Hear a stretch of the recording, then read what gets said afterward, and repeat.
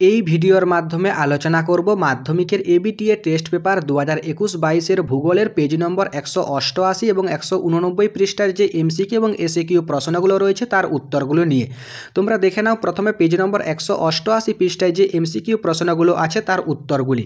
প্রথমে রয়েছে 1.1 রয়েছে বহির্জাত শক্তির মূল উৎস হলো সূর্য। 1.2 প্রশস্ত নদীর মোহনাকে বলে খাড়ি, অর্থাৎ অপশন খটা হচ্ছে সঠিক উত্তর। 1.3 রয়েছে পলল শঙ্কু ও পলল বেজনী গঠিত হয় পর্বতের পাদদেশে। 1.4 বাস্কেট অফ এজ টপোগ্রাফি গঠন করে হচ্ছে ড্রামলিন, অর্থাৎ অপশন গ হচ্ছে সঠিক উত্তর। 1.5 রয়েছে মরু অঞ্চলের শুষ্ক নদী খাতকে বলে ওয়াদি। এটা নদী ঘাত লয়, এটা হবে নদী খাত।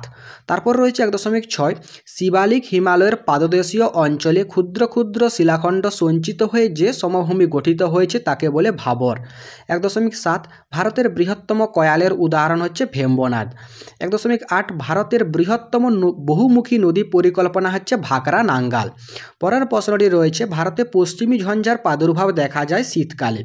1.10 রয়েছে ভারতের কৃষ্ণ মৃত্তিকা সৃষ্টি হয়েছে ব্যাসল্ট শিলা থেকে। পরের প্রশ্নটি রয়েছে অর্থাৎ 1.11 রয়েছে একটি ম্যানগ্রোভ বা লবণাম্বু বৃক্ষের উদাহরণ হচ্ছে গরান। 1.12 বল উইভিল যে গাছের ক্ষতিকারক পোকা তা হচ্ছে কার্পাস গাছের। 1.13 রয়েছে ভারতের বৃহত্তম মোটর গাড়ি নির্মাণ কেন্দ্রটি অবস্থিত হচ্ছে গুরগাঁওয়ে। পরের প্রশ্নটি অর্থাৎ 1.14 উত্তর পূর্ব ভারতের প্রবেশদ্বার বলা হয় শিলিগুড়িকে, অর্থাৎ অপশন খ হচ্ছে সঠিক উত্তর। এরপরে বিভাগ খ অর্থাৎ 2.1 রয়েছে নিম্নলিখিত বাক্যগুলি শুদ্ধ হলে পাশে সু এবং অশুদ্ধ হলে পাশে অ লেখো, যে কোনো 6টি প্রশ্নের উত্তর দাও। প্রথম রয়েছে 2.1 রয়েছে দুটি নদী অববাহিকার মধ্যবর্তী উচ্চস্থানকে জলবিভাজিকা বলে, এটা শুদ্ধ। পরের প্রশ্ন রয়েছে পর্বত গাত্র ও হিমবাহের মধ্যে যে ফাঁক দেখা যায় তাকে ক্রেভাস বলে, এটা অশুদ্ধ, কেননা পর্বত গাত্র ও হিমবাহের মধ্যে যে ফাঁক দেখা যায় তাকে বাঘশ্রুণ বলে। তারপর রয়েছে লাদাখ মালভূমি লাভা মালভূমির উদাহরণ, এটাও অশুদ্ধ, কেননা লাদাখ মালভূমি হচ্ছে পর্বত বেষ্টিত মালভূমির উদাহরণ।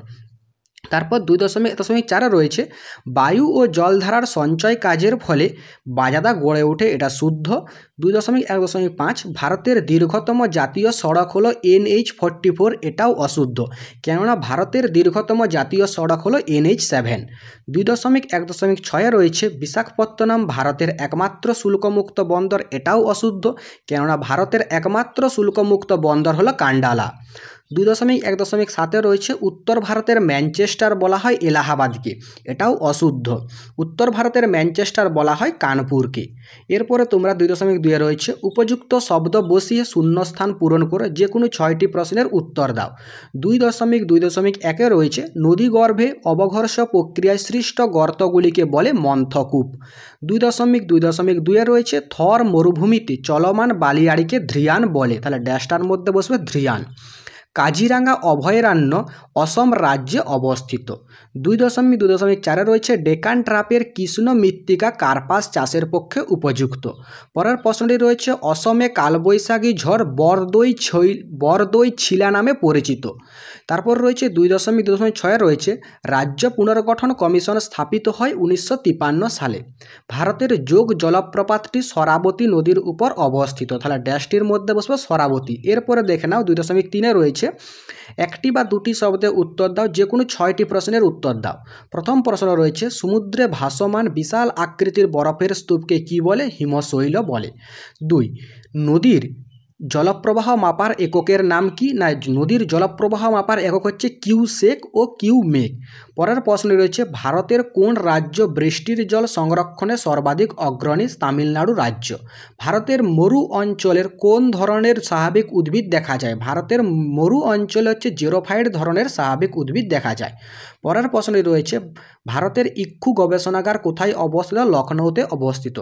কেরালার উপকূলের উপহ্রদগুলিকে স্থানীয় ভাষায় কি বলে? স্থানীয় ভাষায় কয়াল বলা হয়। তারপর রয়েছে সায়েল এর সদর দপ্তর কোথায়? না, এর সদর দপ্তর হচ্ছে কলকাতায়। পরের প্রশ্নটি রয়েছে ভারতের কোন রাজ্যে জনঘনত্ব সবচেয়ে বেশি? ভারতের বিহার রাজ্যের জনঘনত্ব সবচেয়ে বেশি।